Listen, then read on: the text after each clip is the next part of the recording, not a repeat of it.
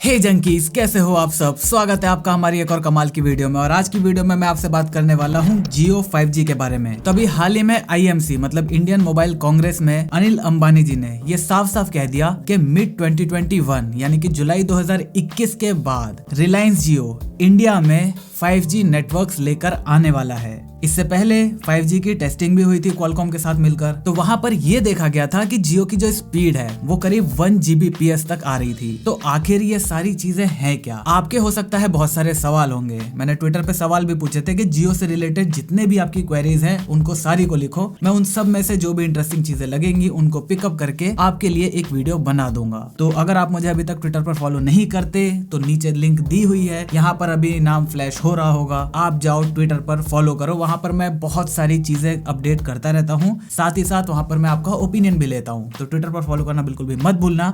और चलिए जल्दी से वीडियो को शुरू करते हैं।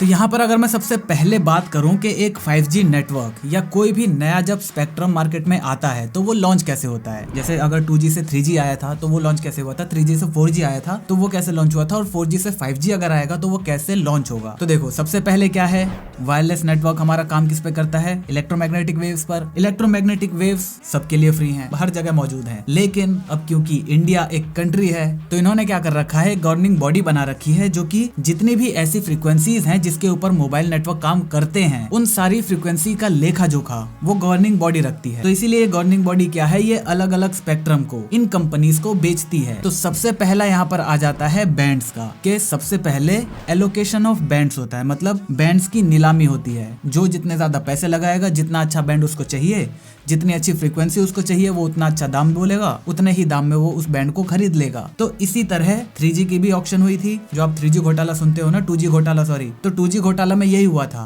मतलब बैकएंड में होना वो ऑक्शन के थ्रू चाहिए था, लेकिन ऑक्शन के थ्रू न करके उन्होंने बैकएंड में ऐसे ही पैसे खाकर किसी भी कंपनी को अपनी मनचाही फ्रीक्वेंसी दे दी। तो सबसे पहला काम होता है हमारा बैंड्स को एलोकेट करने का। कंपनीज बैंड खरीदेंगी, उसके बाद क्या होगा, हमारे जितने भी एंटीनाज हैं उन्हें लगाने के लिए जगह ढूंढी जाएगी, क्योंकि ऑब्वियसली हमारे शहर बस चुके हैं, हमारी चीजें सारी बनी हुई हैं। तो वहां पर जाकर अब किसी का घर तो तोड़ नहीं सकते एंटीना लगाने के लिए। तो इसी वजह से कंपनीज को मैपिंग करनी होगी जगह की, जहां पर उनको अपनी वो 3G या 4G या 5G सर्विस चाहिए, वहां पर वो लोग जाकर मैपिंग करेंगे। वहां पर जाकर जिसके भी घर के ऊपर छत पे एंटीना लगाना है तो उनसे बात करेंगे, उनसे कॉन्ट्रैक्ट बनाएंगे, या फिर गवर्नमेंट से कोई जमीन लीज पर लेंगे कि भैया हमें यहाँ पर एंटीना खड़ा करना है अपना। तो दूसरा हो गया उनका फील्ड रिक्वायरमेंट। तीसरा हो गया जो भी एंटीनाज है उनको लगाना। उसके बाद जब एंटीनाज लग गए, इसके बाद होती है फील्ड टेस्टिंग, मतलब अलग अलग जगह पर जाकर फील्ड की टेस्टिंग करी जाती है उस एंटीना के नेटवर्क की, कि वो कितने एरिया को कवर कर रहा है, कहां कहां पर कैसी कैसी स्ट्रेंथ उनको देखने को मिल रही है, और कहीं बहुत ज्यादा इरेगुलरिटी तो नहीं है। और जब फील्ड टेस्टिंग हो जाती है उसके बाद इसको आम पब्लिक के लिए रोल आउट कर दिया जाता है। तो कोई भी जब नया स्पेक्ट्रम आता है तो ये सारी चीजें मिलकर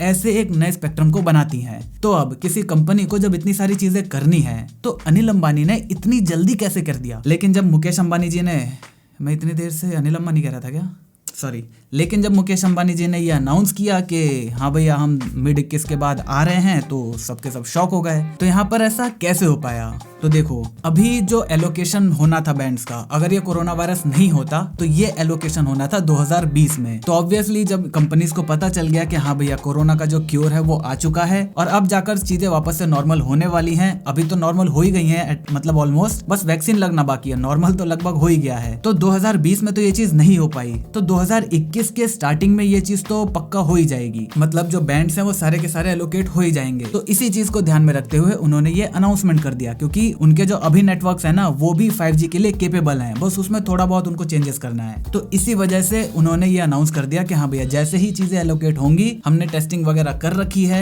काफी सारी चीजें हमारी कैलिब्रेटेड है, हमें थोड़ी बहुत चेंजेस करने हैं, उसके बाद हम 5G को रोल आउट कर सकते हैं। तो अब सवाल यहाँ पर ये उठ के आता है कि क्या वाकई में हमें 1 Gbps की स्पीड मिलेगी जो कि टेस्टिंग के दौरान देखी गई थी? तो इसका जवाब है बहुत ही बड़ा ना। ये चीज आपको अभी हाल फिलहाल में देखने को बिल्कुल भी नहीं मिलेगी। टेस्टिंग में करना वो अलग बात है, वहां पर सिचुएशंस आइडल होती हैं, और वो भी जो करी गई थी वो मिलीमीटर वेव पर करी गई थी। अभी जो हमें मिलेगा वो मिलेगा हमें सब 6 गीगाहर्ट्ज। अगर आपको मिलीमीटर वेव और सब 6 गीगाहर्ट्ज के बारे में नहीं पता तो आप हमारी ये वाली वीडियो देख सकते हो जहां पर मैंने आपको ये सारी चीजें बता रखी हैं। खैर, अब हम आते हैं अपने इस सवाल पर कि 5G के लिए लोग इतने ज्यादा परेशान क्यों हो रहे हैं जब 4G ही हमारे पास इतना घटिया है। मतलब आप खुद अपनी स्पीड टेस्ट करो अभी और नीचे कमेंट करके बताओ कि आपके यहाँ जियो की स्पीड या किसी भी मोबाइल नेटवर्क की जो स्पीड है वो कितनी एमबीपीएस आती है। अभी टेस्टिंग करो, वीडियो को पॉज करके टेस्ट करो पहले। अगर मैं अपनी टेस्टिंग की बात करूं तो मैं आप लोगों के सामने अभी एक टेस्ट कर ही देता हूं। मैं हूं अपने LTE पर और ये रहा स्पीड टेस्ट और मैं आपके सामने करता हूं इसको।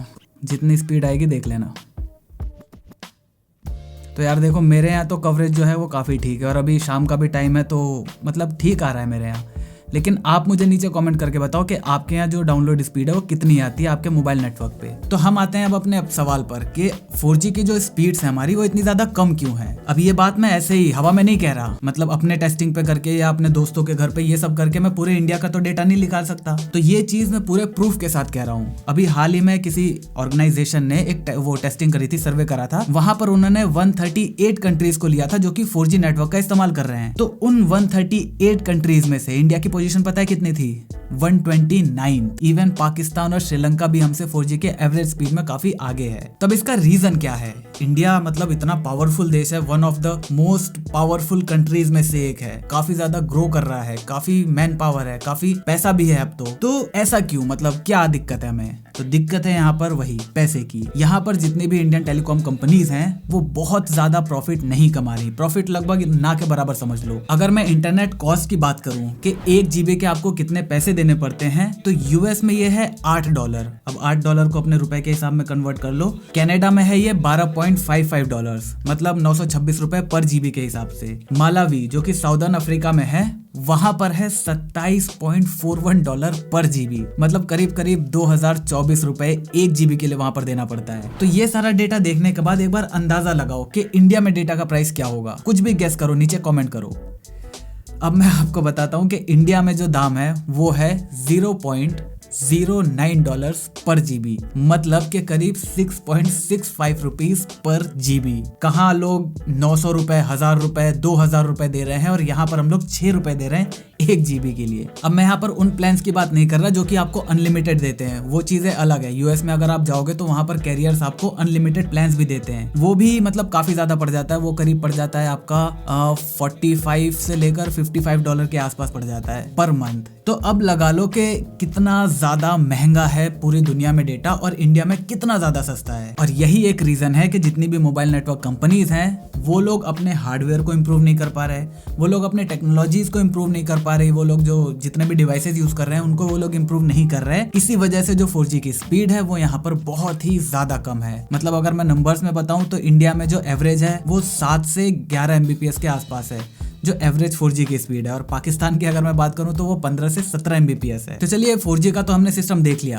अब 5G लगने ही वाला है तो क्यों ना 5G के बारे में ही बात करें। तो यहाँ पर जो भी 5G नेटवर्क लगेंगे वो लगेंगे अलग अलग बैंड्स के हिसाब से। अब यहाँ पर इंडिया की अगर मैं बात करूं तो हमें यहाँ पर 5G नेटवर्क में 11 बैंड्स देखने को मिलेंगे। अब यही 11 बैंड सारी कंपनीज में डिस्ट्रीब्यूट करे जाएंगे। अगर मैं इन 11 बैंड्स की बात करूं तो ये भी अलग अलग टीयर में डिवाइड करे गए हैं। सबसे पहला जो है वो है हमारा लो एंड बैंड, जो कि हमारा सब 6 GHz पे है। इसमें क्या है, इसमें आपकी जो रेंज है वो काफी ज्यादा रहेगी लेकिन स्पीड थोड़ी कम रहेगी। इसमें अगर मैं बात करूं तो इसमें आपको जो 4G है उससे 20% ज्यादा इंक्रीज आपको स्पीड में देखने को मिल जाएगी। हालांकि ये ऑन पेपर है, पर्सनली मुझे लगता है जो ये वाला बैंड होगा जितने भी नेटवर्क इसमें ऑपरेट करेंगे उसमें आपको 4G में 1 या 2 MBPS का इंप्रूवमेंट भी देखने को नहीं मिलेगा। पर्सनली मेरा ये मानना है। अगले अगर मैं टीयर की बात करूं तो वो मिड बैंड्स हैं। इसमें क्या है, इसमें आपकी रेंज थोड़ी सी कम हो जाएगी लेकिन स्पीड यहाँ पर ज्यादा हो जाएगी। अगर मैं ऑन पेपर बात करूं तो यहाँ पर आपकी स्पीड 6 टाइम्स ज्यादा हो जानी चाहिए, लेकिन वहां पर वही आपका जो रेंज है वो थोड़ी सी कम हो जाएगी। एक एंटीना कम एरिया को कवर कर पाएगा। इसके बाद अगर मैं हाई एंड की बात करूं, जो सबसे टॉप लेवल के बैंड्स हैं, वो है आपका मिलीमीटर वेव। उसकी तो बात ही छोड़ दो, वो उसका जो कवरेज एरिया है वो करीब 800 मीटर से लेके 1 किलोमीटर तक का होगा। उसके अंदर आप अगर उसके डायरेक्ट लाइन ऑफ साइट में हो तब जाकर आप उसके प्रॉपर स्पीड का मजा ले पाओगे। अगर आपके बीच और उस एंटीना के बीच में कोई दीवार भी आ जाती है, कोई बिल्डिंग आ जाती है तो स्पीड में आपको सिग्निफिकेंट ड्रॉप देखने को मिल जाएगा। तो इसीलिए जो हमारा हाई बैंड है ना,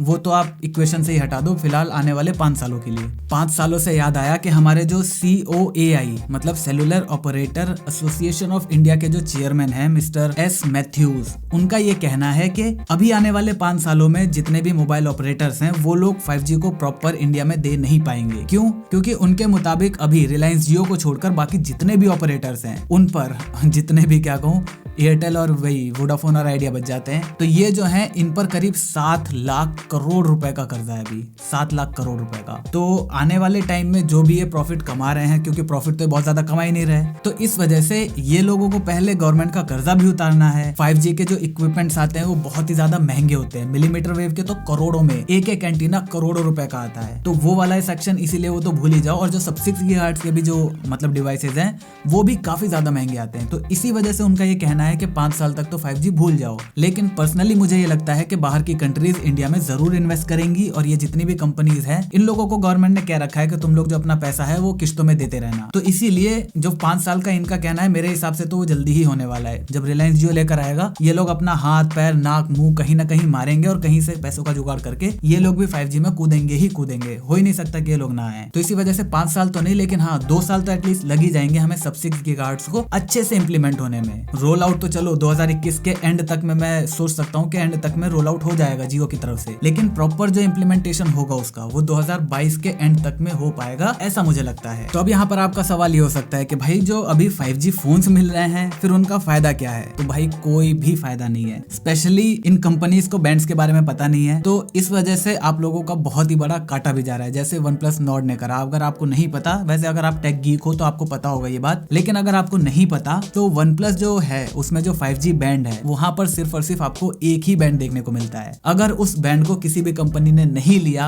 उस बैंड पर कोई भी 5G ऑपरेशन नहीं हुआ, तो OnePlus Nord के ऊपर आपका 5G नहीं चलेगा। हालांकि इसके चांसेस काफी ज्यादा कम है, वो बैंड काफी पॉपुलर बैंड है, लेकिन देखने वाली बात यह है कि उस बैंड को लेता कौन है। अगर एयरटेल ने ले लिया तो जियो उस पर अपना नेटवर्क कैसे देगा? तो ये सारी चीजें OnePlus Nord वालों के लिए काफी ज्यादा दिक्कत देने वाली है। लेकिन टेंशन मत लो यार, 2 साल कहीं नहीं गए, मस्त आप 4G पर रहना, अगर ये लोग 4G को दबाकर नहीं रखते तो। क्योंकि देखो 5G जो है वो आने वाला है, 5G आएगा तो ये चीजें महंगी होंगी, डेटा आपके महंगे होंगे। आपके जो ये मित्तल साहब हैं एयरटेल के चेयरमैन, उन्होंने क्या कहा कि डेटा के प्लान्स को हमें बढ़ाना पड़ेगा अगर इंडियन मोबाइल नेटवर्क्स की जो कंपनीज हैं उनको अगर जिंदा रहना है तो ये एक साइन है कि आगे जाकर मोबाइल डेटा के प्लान्स बढ़ सकते हैं। मैं ये नहीं कह रहा कि बढ़ेंगे ही बढ़ेंगे, बढ़ सकते हैं। तो यहाँ पर कंपनीज के पास मौका है कि वो लोग 5G के नाम पर आपको लूट सकते हैं। कैसे? हो सकता है कि वो कंपनी क्या करे, आपके जो 4G के जैसे ही 5G लॉन्च हो जाता है सारी कंपनीज का, वो लोग क्या करेंगे 4G के जो स्पीड है उसको कम कर देंगे। तो ऑटोमेटिकली आप सोचेंगे कि यार ये तो कुछ ज्यादा ही हो गया, 5G पर शिफ्ट हो जाते हैं। 5G पर आपको इनिशियली काफी ज्यादा स्पीड देखने को मिलेगी, जस्ट लाइक जियो। स्टार्टिंग में आपको कितनी बेहतरीन स्पीड देखने को मिलती थी, इसी तरह इनिशियली 5G में आपको बहुत ही कमाल की स्पीड मिलेगी। और जब उस पर मेजॉरिटी ऑफ लोग आ जाएंगे उसके बाद वो लोग क्या करेंगे, उसको वापस से ड्रॉप कर देंगे। सिंपल। तो ये भी एक पॉसिबिलिटी है, इसको ग्रेन ऑफ सॉल्ट की तरह लेना, ये मतलब मैं कह नहीं रहा, ये एक पॉसिबिलिटी है। तो इसीलिए मैं आप लोगों से कह रहा हूँ कि अभी 5G फोन्स के चक्कर में बिल्कुल भी मत पड़ो, बल्कि मैं आपको ये कहना चाहूंगा कि अभी थोड़ा सा और वेट करो। जैसे ही इन बैंड्स की जो एलोकेशन है वो हो जाती है, जैसे ही कंपनीज को बैंड्स मिल जाते हैं, सबको पता चल जाएगा कि इंडिया में किस बैंड्स पर ऑपरेशन होना है, तो मोबाइल कंपनीज क्या है उन्हीं बैंड्स को अपने फोन के अंदर डालेंगी, जिसकी वजह से उसकी जो कॉस्ट है, जो अभी 5G फोन्स हैं उसकी कॉस्ट अगर आप देखोगे तो आपको 3 से 4 से 5,000 रुपए तक ज्यादा देने पड़ते हैं सिर्फ 5G के नाम पर। इसलिए मैं कह रहा हूँ कि कुछ टाइम तक वेट करो। जैसे ही ये बैंड्स एलोकेट हो जाते हैं, कंपनीज को पता चल गया कि इंडिया में कौन कौन से बैंड पर ऑपरेशन होगा, वो लोग उन्हीं बैंड्स को आपको फोन में देंगे। आपका जो 5G के दाम है फोन्स के वो भी काफी कम हो जाएंगे, और कम से कम ये सिक्योर हो जाएगा कि जो 5G का बैंड आप ले रहे हो अपने फोन के अंदर, उस बैंड के ऊपर आपके सारे जितने भी मोबाइल ऑपरेटर्स हैं वो सबके सब काम कर पाएंगे। अब अगला सवाल ये भी है कि भैया स्टार्टिंग में कहाँ कहाँ आएगा, तो इसका ऑब्वियस सा जवाब है कि जितनी भी हमारी मेजर सिटीज हैं, मुंबई, पुणे, दिल्ली, ये जितनी बड़ी सिटीज हैं, यहाँ पर सबसे पहले आएगा, उसके बाद ये चीजें धीरे धीरे अलग अलग जगह जाएंगी। वेल, तो आप मुझे बताओ कि आप अभी करंटली 4G पर हो, 3G पर हो, या फिर अभी भी आप 2G पर अपना जो नॉर्मल कीपैड वाले फोन आते हैं उनका इस्तेमाल करते हो। खैर, उनका इस्तेमाल कर रहे हो तो ये वीडियो कैसे देख पा रहे होगे, छोड़ो। तो मुझे उम्मीद है आपको इस वीडियो से कुछ ना कुछ सीखने को जरूर मिला होगा और आपको ये वीडियो काफी ज्यादा पसंद आई होगी। अगर वीडियो पसंद आई, वीडियो को लाइक करना बिल्कुल भी मत भूलना। ऐसे ही ज्ञान भरी बातें जानने का शौक रखते हो तो चैनल को सब्सक्राइब कर देना, क्योंकि हम ऐसे ही ज्ञान बांटते रहते हैं। जय हिंद, वंदे मातरम।